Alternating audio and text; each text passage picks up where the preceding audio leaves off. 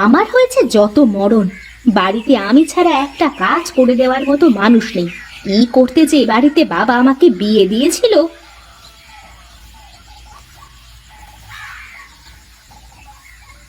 কি হলো বৌমা, এই সকাল সকাল পাড়া থেকে তোমার কথা শোনা যাচ্ছে?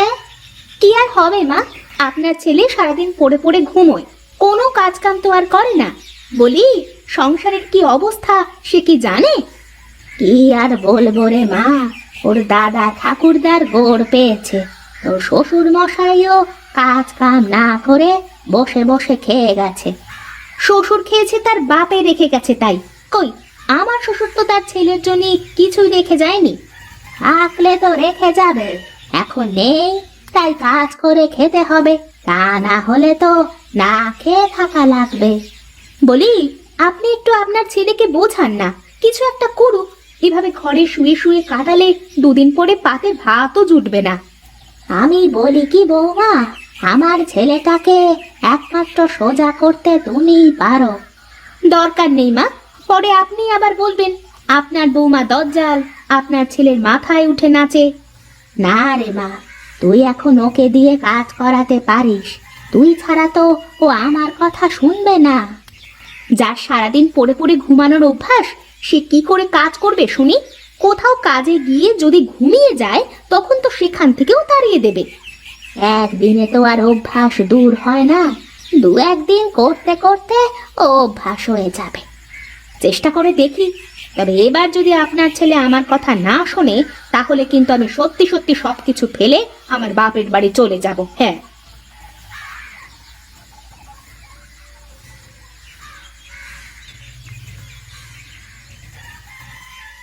ওগো, তোমার কি ঘুম ভাঙবে নাকি সারাটা দিন ঘুমিয়েই কাটাবে? আরে বলি, কেবলই তো সকাল হলো, আর একটু ঘুমোতে দাও দেখি। ওহ, হ্যাঁ হ্যাঁ, তাই তো, সকাল হয়ে আবার রাত হতে চললো, আর আপনার কাছে কেবল সকাল হচ্ছে। বলি, তুমি কি উঠবে নাকি আমি গায়ে পানি ঢেলে দেব? তেরিকা, আরে একটু যে শান্তিতে ঘুমাবো তারও কোনো উপায় নেই, কানের কাছে ফ্যাঁ ফ্যাঁ করিয়ে যাচ্ছে। সারাদিন খালি ঘুমালে হবে নাকি? ঘরে চাল ডাল কিছুই নেই, আজ থেকে বাইরে গিয়ে ইনকাম করে আনবে, জুটাতে না পারলে না খেয়ে থাকা লাগবে। এই, তাই আবার হয় নাকি? তা আমি কি কাজ করবো? কে আমাকে কাজ দেবে শুনি? ঘরের মধ্যে বসে থাকলে কেউ তোমাকে কাজ দেবে না। তুমি বাইরে বের হয়ে কাজ তো খুঁজে দেখো, তারপর বুঝবো। বেশ বেশ, তুমি আমাকে দুটো খেতে দাও দেখি, তা খেয়ে দে দেখি কি করা যায়। আচ্ছা, আমি খাবার বাড়ছি, তুমি গিয়ে চোখে মুখে পানি দিয়ে এসো তো দেখি।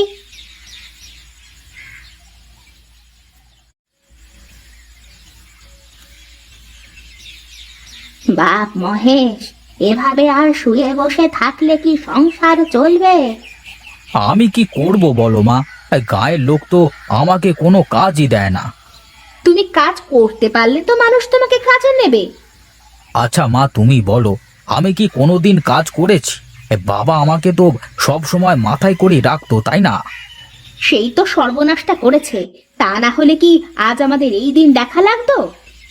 জমিদারি চিরকাল থাকে না বাবা, বসে খেলে যে রাজার গুলাও শুকিয়ে যায়। এখন তো আর আমাদের কিছুই নেই রে বাবা।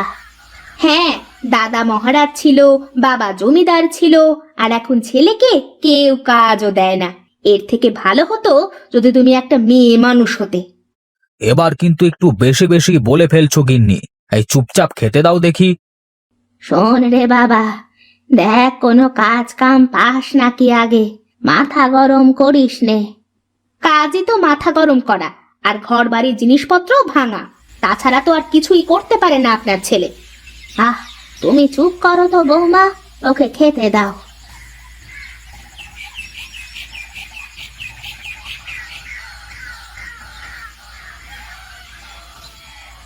আরে আরে, ওইটা মহেশ না রে? হ্যাঁ হ্যাঁ, এই মহেশদার মতোই তো মনে হচ্ছে। আরে মহেশ যে, আরে আয় আয়, এদিকে আয়। কি রে, কোথায় চললি হন হন করে শুনি? কোথায় আর যাব, শান্তি খুঁজতে বের হয়েছি। হ্যাঁ দাদা, শান্তি কি আর রাস্তায় পাওয়া যায়? দোকানে গিয়ে খুঁজতে হবে। আহা, মস্করা করা থামা দেখি। বলি, কোথায় যাচ্ছিলি মহেশ? বাড়িতে অশান্তি, কাজ কাম করি নে, বসে বসে খাই। এই কথা শুনতে শুনতে তাই আর পারছি না। উফ, এমনটাই তো হওয়ার কথা রে। তো কাজ কাম খুঁজে করিস না কেন? হ্যাঁ, তা কে আমাকে কাজ দেবে শুনি? আমি তো কোনো কাজই পারি নে। হ্যাঁ, কি বলো দাদা? কোদাল তো মারতে পারো, গায়ে তো শক্তি আছে, তাই না? আরে শুধু গায়ের শক্তি দিয়ে কি হবে? তা কোদাল মেরে টাকা দেবে কে শুনি আমায়? হ্যাঁ, আচ্ছা মহেশ, একটা কাজ করলে কেমন হয়? কি কাজ বল দেখি। আমাদের কারোরই তো কোনো কাজ নেই, তাই না?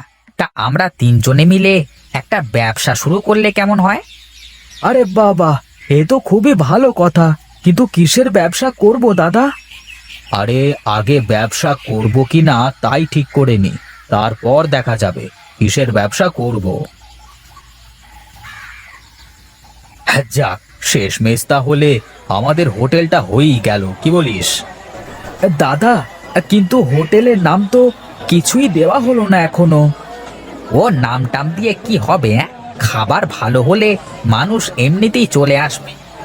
আরে না না, হোটেলের একটা নাম তো দেওয়া দরকার, তাই না? দাদা, আমরা তাহলে কালই হোটেলের নাম রেখে দেব। আজ সবাই মিলে একটু ভাবি। ঠিক আছে ঠিক আছে, এবার চল চল বাড়িতে যাই। কাল সকাল সকাল এসে কাজ শুরু করতে হবে।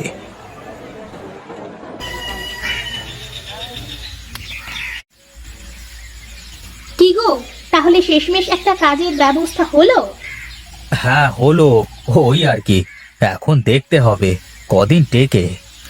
মন দিয়ে করলে তো টিকবে। হোটেলে কাজ করতে কি আবার কোনো মন্ত্র জানা লাগে নাকি? হ্যাঁ, তাহলে তুমি চলো না, রান্নার কাজটা না হয় তুমি করে দিলে। কথা মন্দ বলনি কিন্তু। তা মাসিক কত করে দিবা তাই বলো। কি নিয়ে এত কথা হচ্ছে শুনি? আপনার ছেলে তো হোটেল দিয়েছে মা, তাই সেখানে রাঁধুনি হতে চাচ্ছিলাম। বেশ বেশ, তাহলে তো ভালোই হবে। সবাই হুড়মুড় করে খেতে আসবে। তোমার হাতের রান্নার যে স্বাদ! থাক থাক, তোমাদের কারোর কিছুই করা লাগবে না, আমার কাজ আমাকে করতে দাও। যাক, শেষমেশ অলসটা একটা কাজ তো করতে যাচ্ছে। ওরে গণেশ, একটু হাত চালিয়ে পরিষ্কার কর, এক্ষুনি লোকজন চলে আসবে তো। সেই সকাল থেকে একটা খরিদ্দারও আসবার নাম নেই, আবার ভাব দেখাচ্ছে। আরে আসবে আসবে, তুই তোর কাজটা কর দেখি।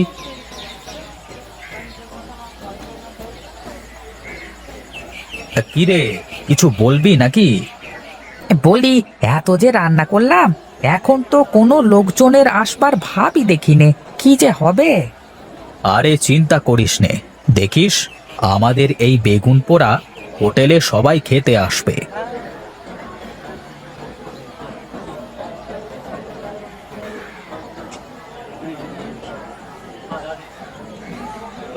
মা, তুমি, তোমরা এখানে?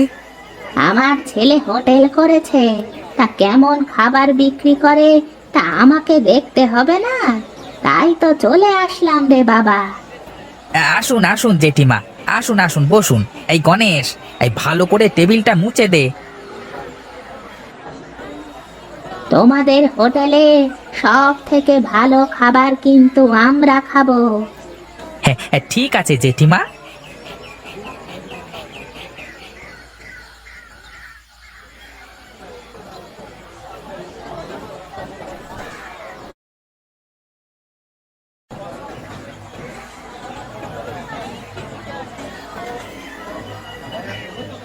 সবাইকে ভালো করে খাওয়া গণেশ, কেউ যেন পেট খালি রেখে না যায়, বুঝলি? হ্যাঁ দাদা, হ্যাঁ সবাই একদম খেয়ে ফিসে দিচ্ছে। এই বেগুন পোড়ানোর হোটেলে এখন থেকে মানুষ এভাবেই খাবে রে গণেশ। যা যা দেখ, কার কি লাগবে দেখ।